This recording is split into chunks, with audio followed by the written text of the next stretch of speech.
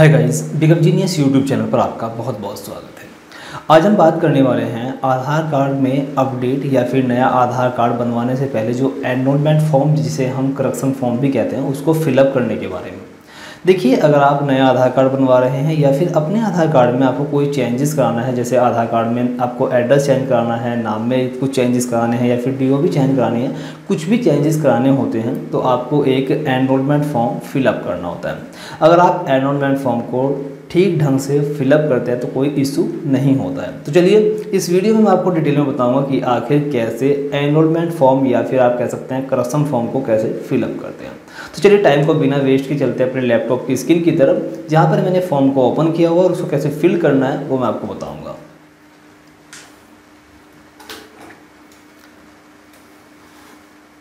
ये देखिए फ्रेंड्स, आप देख सकते हैं हम यहाँ पे हमने ये ओपन किया हुआ है फॉर्म को, और इस फॉर्म में आप देखेंगे यहाँ पे बहुत सी चीज़ें दी गई हैं जिनको हमें डिटेल में फिलअप करना होता है। चलिए, अब इसको फिलअप कैसे करना है वो समझ लीजिए। इसके लिए देखिए, सबसे पहले वाले लाइन में आपको दिया गया है प्री एनरोलमेंट आईडी। तो देखिए, इसका तो आपको कुछ भी नहीं करना है, ठीक है, इसको आपको कुछ नहीं करना है।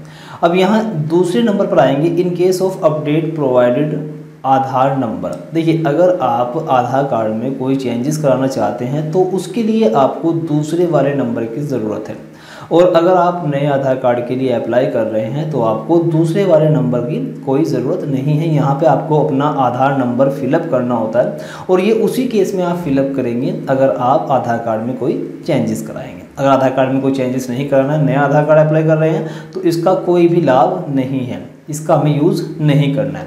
चलिए, अब हम मान के चलते हैं कि हम अपना एक नया आधार कार्ड अप्लाई कर रहे हैं या फिर आधार कार्ड में हम चेंजेस कर रहे हैं। दोनों ही मैं कंडीशन आपको बताता हुआ चलूँगा। सबसे पहले, अगर आप आधार कार्ड में कोई चेंजेस करवा रहे हैं तो उसके लिए आपको यहाँ पे अपना आधार नंबर डालना होगा।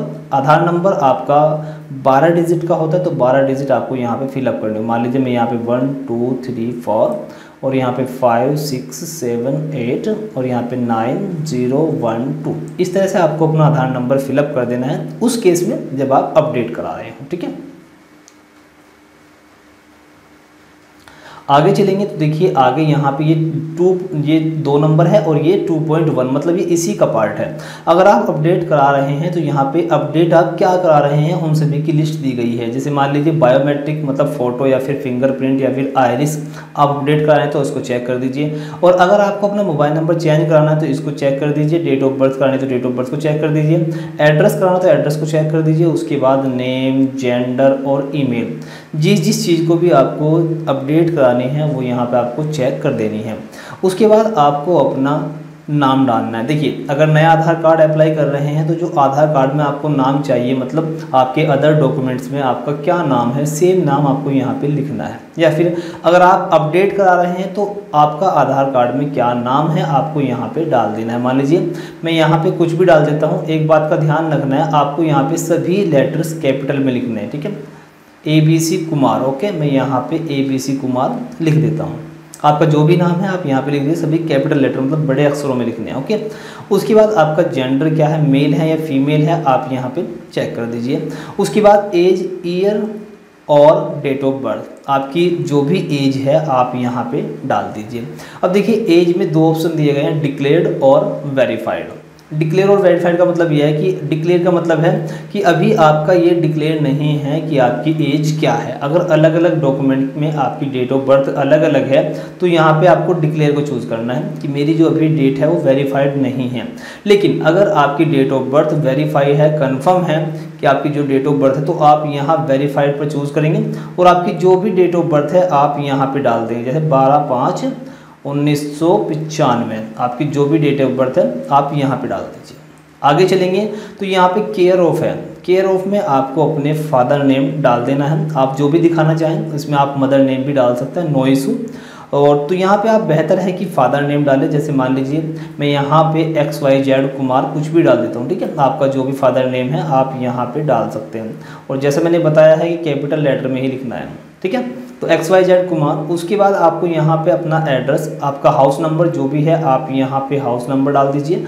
उसके बाद रोड लेन, अगर आप सिटी किसी बड़े शहर में रहते हैं तो वहाँ पे गली के नंबर होते हैं, तो आपका गली नंबर अगर है तो डाल दीजिए, मान लीजिए मैं कुछ भी डाल देता हूँ। लैंडमार्क का मतलब है कि आपके आसपास कोई फेमस सी जगह हो, जैसे मान लीजिए मैं यहाँ पे कुछ भी डाल देता हूँ।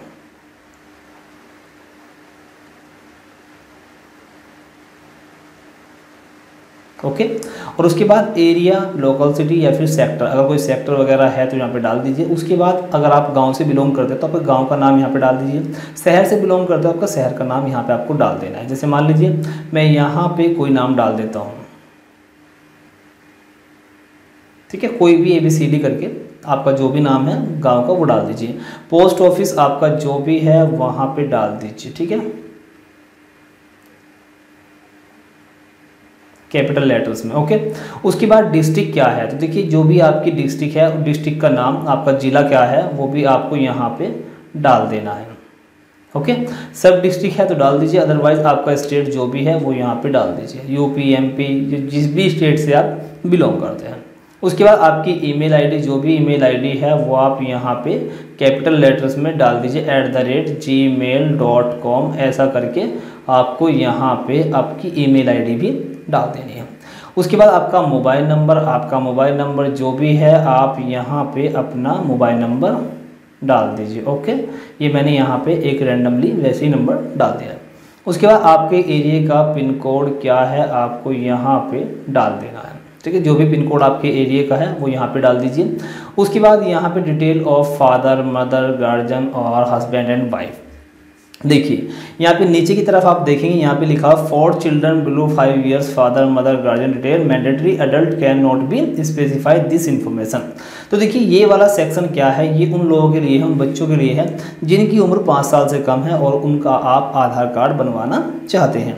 अगर आपके बच्चे की उम्र 5 साल से कम है तो उस केस में आपको इसको फिलअप करना है, लेकिन अगर आपकी उम्र 18+ है, मतलब आप अडल्ट हैं, तो आपको उस केस में इसकी ज़रूरत नहीं है, वो साफ शब्दों में यहाँ पे लिखा हुआ है। लेकिन अगर आप बच्चे का आधार कार्ड बनवा रहे हैं या फिर बच्चे के आधार कार्ड में अपडेट करा रहे हैं तो उसके केस में आपको यहाँ पे किसी एक के बारे में लिखना होगा। जैसे मान लीजिए मैं यहाँ पे फादर ले लेता हूँ, ठीक है, तो फादर का नेम क्या है, यहाँ पे आपको फादर का नेम डाल देना, XYZ कुमार। ओके, जो भी फादर नेम है आप यहाँ पे डाल देंगे, ठीक है। उसके बाद EID आधार नंबर, ये आधार नंबर जो आपने यहाँ पे डाला है, आपने अगर फादर को सिलेक्ट किया तो फादर का आधार नंबर आपको यहाँ पे डालना होगा, और अगर आपने मदर सिलेक्ट किया है तो यहाँ पे मदर का आपको यहाँ पे आधार नंबर डालना होगा, ठीक है। हस्बैंड वाइफ जो भी है वो यहाँ पे आपको डालना होगा। चलिए आधार नंबर कुछ भी हो, 0 1 2 3 समथिंग, फॉर 12 कैरेक्टर्स का होता है, ठीक है, 12 डिजिट का होता है, सॉरी, ठीक है, ये हो गया। तो 12 डिजिट का आपका मदर का, फादर का, जिसका भी आधार नंबर है यहाँ पे डाल दीजिएगा।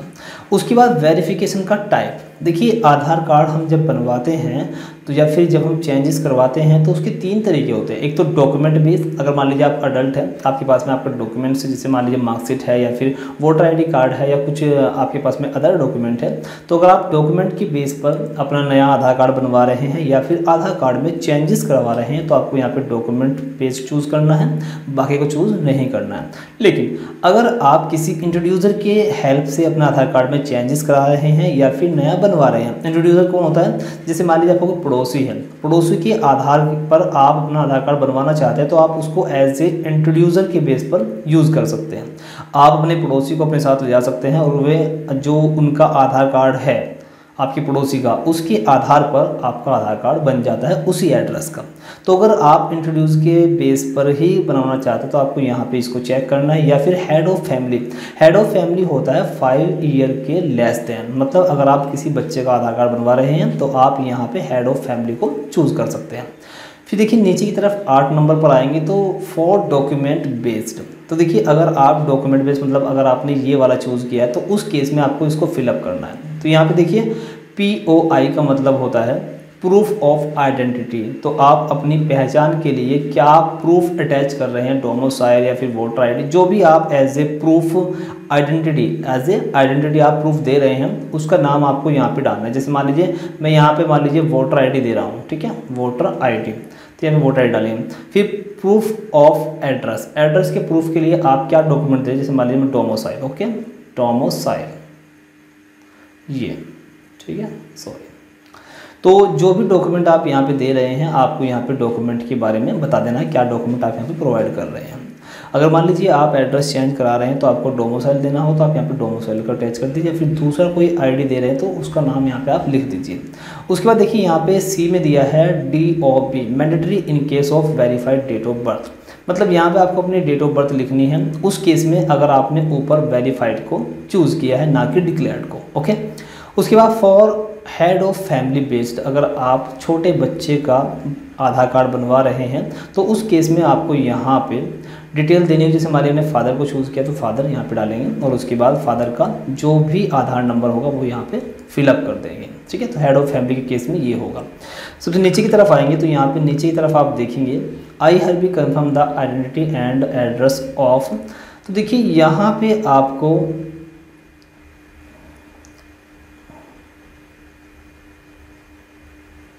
देखिए यहाँ पे आपको जिस नाम से आपका आधार कार्ड है, जिसका भी जो अप्लाई कर रहे हैं उसका नाम यहाँ पे डालना है। जैसे मैंने लिखा था ABC कुमार, ओके। आपका जो भी नाम है आप यहाँ पे as a same Aadhaar card जो आपने ऊपर नाम दिया है, यहाँ पे देखिए जो आपने यहाँ पे नाम दिया है सेम वही नाम आपको नीचे भी देना है, ठीक है, ABC कुमार।